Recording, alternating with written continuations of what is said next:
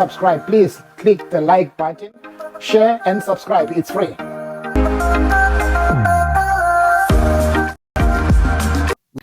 We need to improve the efficiency of our supply chain sector through the improving logistics.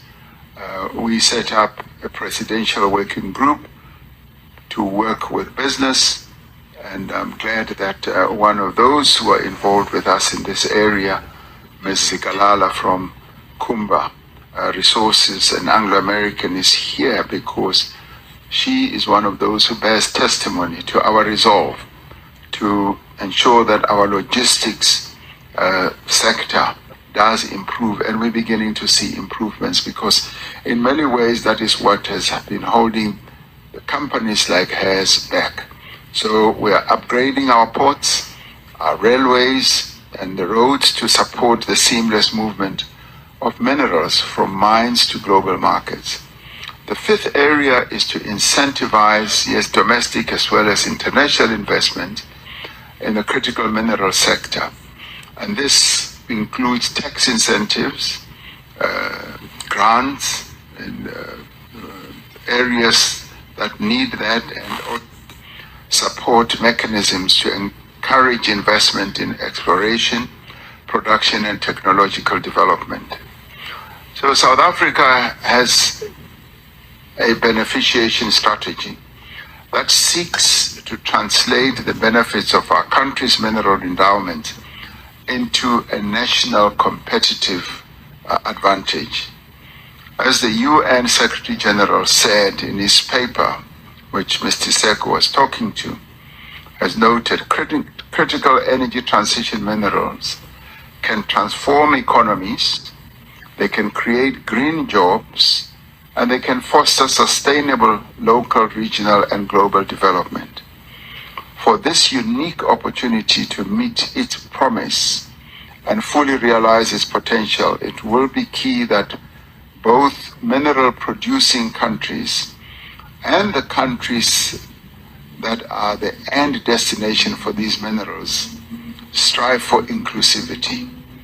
The extraction and processing of these critical minerals must create, yes, work opportunities for communities, but they must also not close a blind eye to the developmental needs, particularly of the areas where they are invested.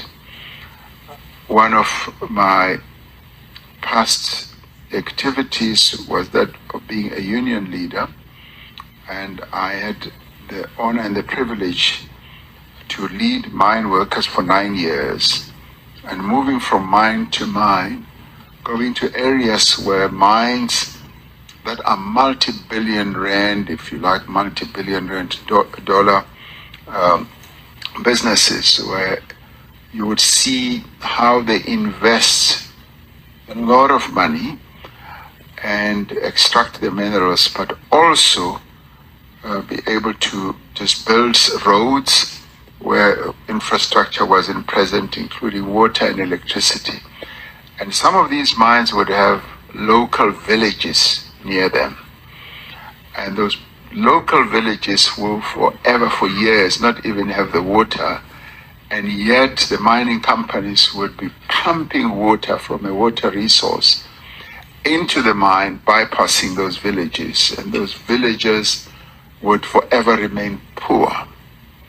And we are now saying any investment should be beneficial. We should be inclusive and should foster the development of communities around where the investment takes place.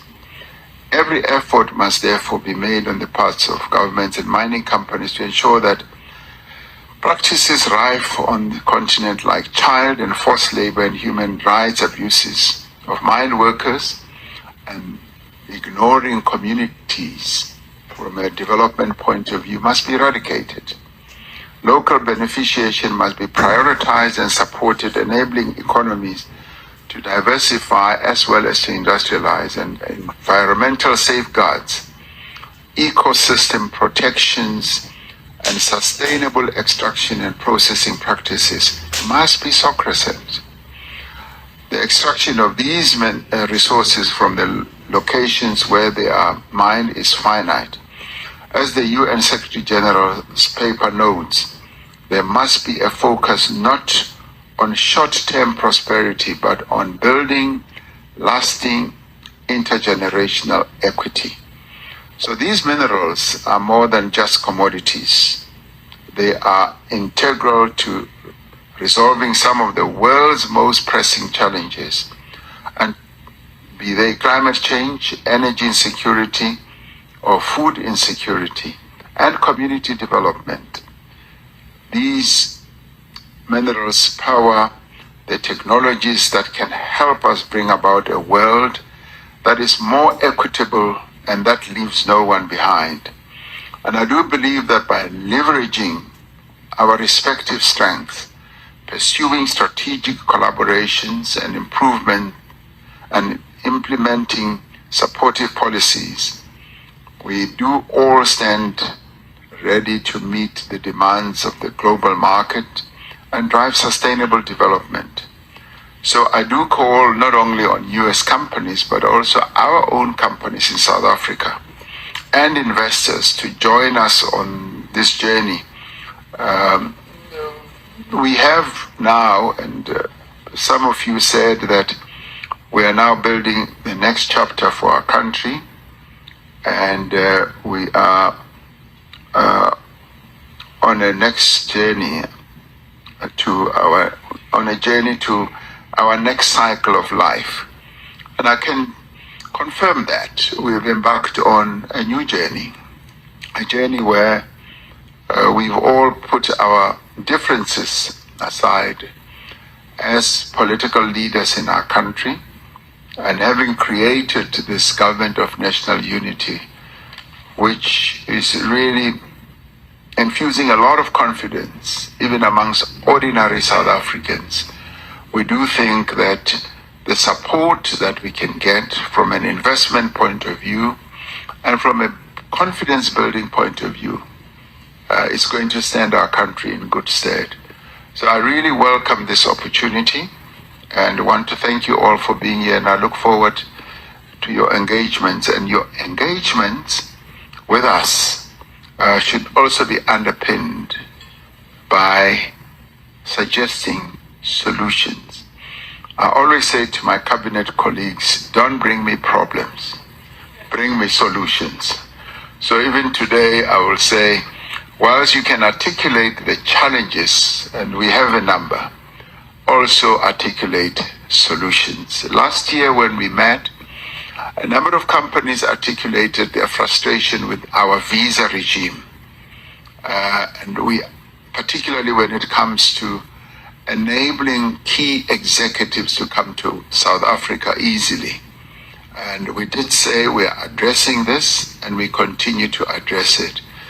This difficulty was so well articulated by one of our key bankers, Sim Chabalala, who's here, when we were in China at the FOCAC summit, and he said it takes him 2 days to get a visa to travel to China, but it takes his Chinese counterparts 4 to 6 months. And that message just really went to the heart, the center of my heart, like an arrow, and we are addressing that. So when you raise issues, be it as business leaders, including our own trade union movement, we listen. We're a listening government.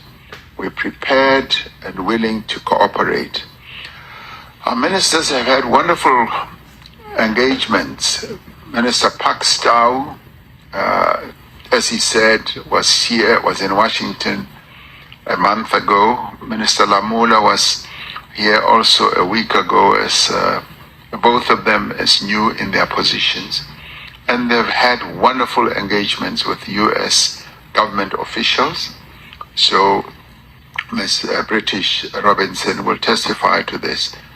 Much as there are challenges, we are addressing those challenges, and we are moving forward firmly. So thank you for being here. I look forward to the engagement with you. Thank you. Thank you very much.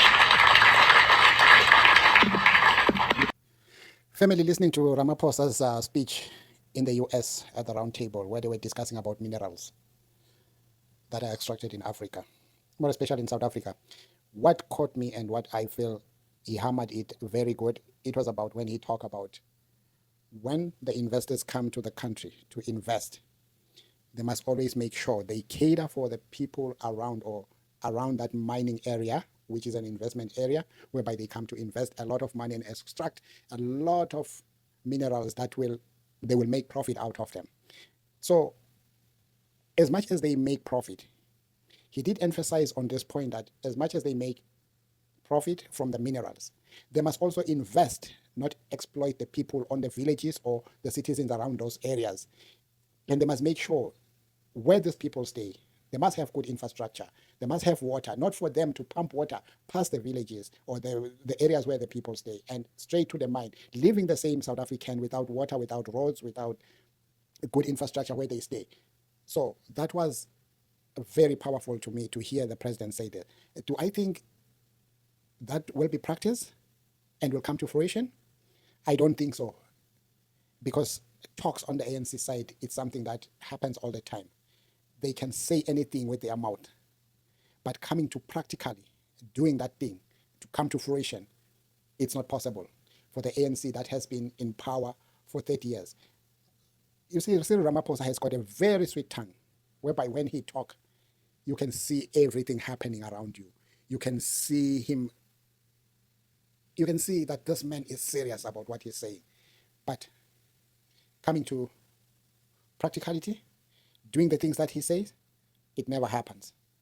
Because when you're a president, it's not about sitting in the office and always receiving from your ministers telling you that they've done this, they've done that, they've done that, when you are not sure whether those things are done.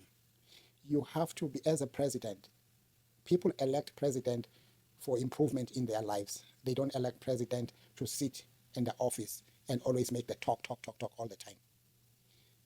I was really caught on what he said in America, in New York, at the round table. It made sense in everything that he said. I don't know whether what he said is going to be practically and we are going to see it. I don't think so. As long as the ANC is in power, I don't see it happening. What do you think, family, about that? He had a very beautiful speech. He articulated a lot of issues about the mineral and everything that he could say. But just leave your comment, family. Don't forget to like, share, and subscribe. Ngiyathanda nonke ngothando lukaLove. Ngithi kini bantu bakithi, noma ngabe izindlu zodaka, let's keep trying. We will get there. Bravo, bravo.